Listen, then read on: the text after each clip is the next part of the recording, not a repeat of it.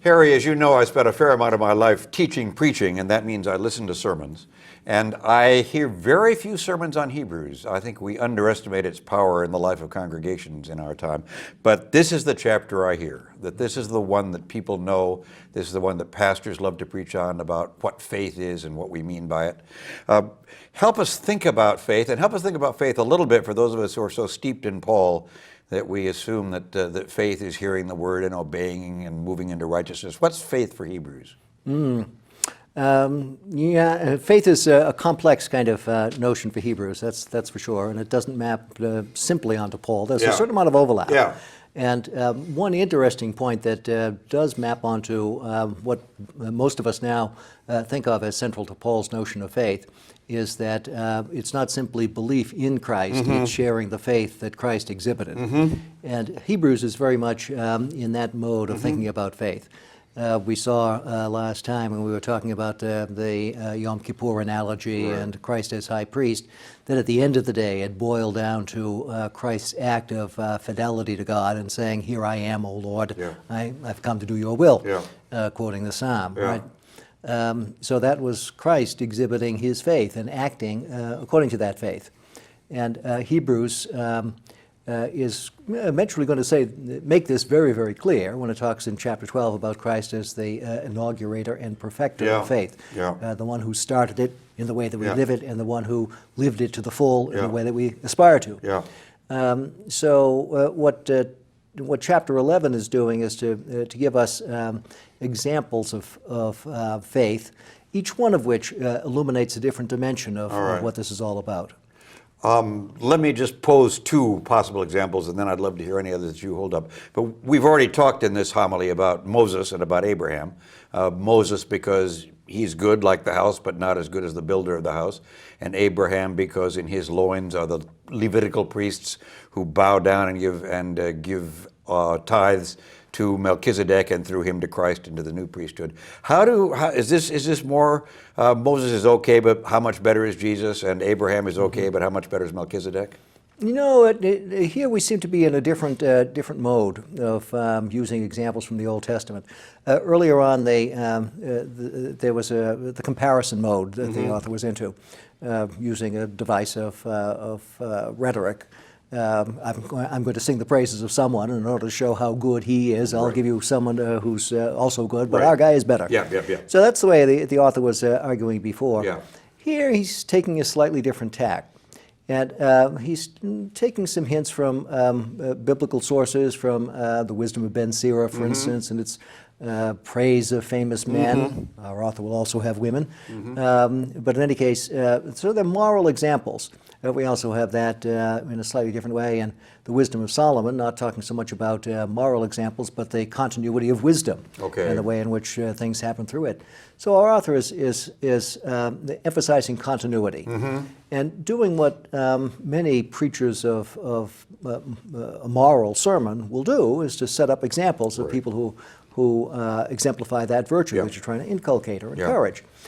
So the author's emphasis here is on continuity rather than discontinuity. And a lot of the things that we've heard up until now about the new priesthood, the new covenant, the obsolescence of the old, there are some disparaging things said about the Old Testament's sacrificial system and the like. It's just external, just cleanses the flesh, that sort of stuff. There's nothing quite like that here. It's all on the positive side.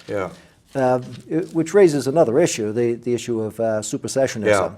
That is, there are different ways of reading Hebrews and thinking about the reality of Christianity, as opposed just to say so everybody's got it. Supersessionism is the idea that Christianity supersedes Judaism. So Judaism that's over and done. Over and done with. Old covenant means old, gone, dead. Right. Now we move on. And there are things in Hebrews that kind of point in that direction. But this chapter it strikes a very different tone. It strikes the tone of continuity. Very much so. And at the very end, it anchors that continuity in a Christian belief. It says, all of these people exemplify what I'm talking about, and they're working toward the same promised hope that we have, but they're not going to get it without what we have, i.e. Christ. Christ is the fulfillment of all of this hope. So it's similar, I suppose, to what you have in Paul in Romans 9 through 11, when he's wrestling with the fact that his people, the people of Israel, aren't buying his gospel Right. message. Right. And he holds out hope that at the end of time everything will work Yeah. out and everybody will be together because Yeah. it's all part of the same story. Yeah, yeah. And so I think that's somewhat helpful. where our author is. Yeah. It's all part of the same story. And it begins way back in Genesis with the words of creation. Yeah. Interesting to think, before we get to Abraham and That's Moses, fine, some that's of the fine. other Yeah. examples that he throws on the table. After that stunning definition of faith in chapter Yeah. 11, verse 1, which the NRSV translates inadequately, I think, as the assurance of things hoped for, the conviction of Yeah. things unseen. So give us, take a pause and give us a better translation. I think what the author is saying is faith is the reality of things hoped Okay. for and the definite proof of things not seen. Yeah. And that's kind of paradoxical, isn't it? Yeah, but it's much stronger than the RSV. It's much NRSV, stronger, yeah, right. yeah, yeah. But it is paradoxical, Yes, it and I is. think that's what the paradox is intentional. Can faith be the reality of what's hoped for? Yeah. Well, it forces you to take a stand that will enable you to grasp that reality, Mm-hmm. grasp it both conceptually and also in eschatological fulfillment. I think that's what the author is trying Okay. to say. And the proof of things unseen, well, it's proven in the action, Yeah. the action that lives by Yeah, it. yeah. So all of the examples that follow exemplify one or another of those dimensions. Faith working itself out in action, or the ability to grasp certain truths. Okay. So there's a conceptual dimension to Yeah. it, and there's an active dimension to it. And both of those, by the way, are there in Paul. I mean, if you think about the way he defines defines faith in Romans 10, in terms of a confessional statement. Yeah. There's a conceptual Yeah. element of Yeah, faith. you believe, there. you speak. Right. But clearly, when he's talking about faith earlier on, it's the fidelity, the action Absolutely. of Absolutely. the Yeah. trust, Absolutely. trust in God and action Yeah, that follows. absolutely. Yeah. And I think something similar is going on here in Hebrews, but we have a different framework for thinking Okay. about it. So the conceptual stuff is highlighted in some of the first examples, where the first example is not about a hero of the Old Testament, but Right. about us grasping the truth of Yeah. creation. Yeah. So here we're Very nice. getting to the substance Yeah. of things in a really interesting way. And then he plays on various scriptural verses, sometimes reading in faith into the text, sometimes reading it right out of Yeah, the text. yeah. So I don't think there's anything specific in the text about the sacrifice of Abel that would enable you to say he's acting No. faithfully. But if you're looking at examples of people who are doing good things, Yeah, it has to be an were example of approved. faith. Yeah, Right, and so he gets absolutely. approved. Yeah, he gets the Right. seal of approval. Absolutely. Right. So Abraham, you mentioned the two big figures, Yeah. Abraham and Moses. yeah. And we made the point that they're not here being used as contrast. Right. But so what are they being used for? Abraham, in verse 8, obeyed when he was called to set out for a place that he was to receive as an inheritance. The inheritance theme comes up again. And the inheritance theme, That's right. in effect, was first sounded way back there with the rest. That's right. That the people of Israel were not Inherit. going to Yeah, get yeah. because Would- they would sinned not inherit the rest, in right. the desert generation, Yeah, but yeah. we do, pointing to the same reality. And our author is going to be coming back to that hoped-for future reality in the next chapter. Good. But Abraham is set up as someone going out, called out, not exactly sure of where he's going to wind up. Mm-hmm. A really interesting image for people who might be in the pews hearing this homily. They might be there too. They're not quite sure Yeah, where they're fair going to enough. wind up. Fair enough. Yeah. But they should be willing to commit, like Abraham was, to hear God's call and go out and to follow. It's interesting that we have Sarah thrown in. I mentioned that in this hymn of famous men, Yeah. unlike Ben Sira, we have women, and Yeah. Sarah is very prominent here Yeah. in verse 11.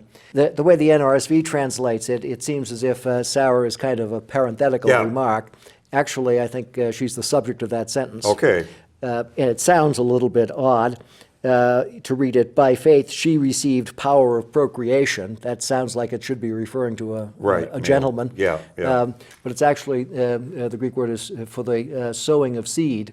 And this maps perfectly Yeah. onto gynecological Yeah, absolutely. theory in the Yeah, first century. yeah, absolutely. Women had seed that Right, yep. they would sow. Yeah, yeah.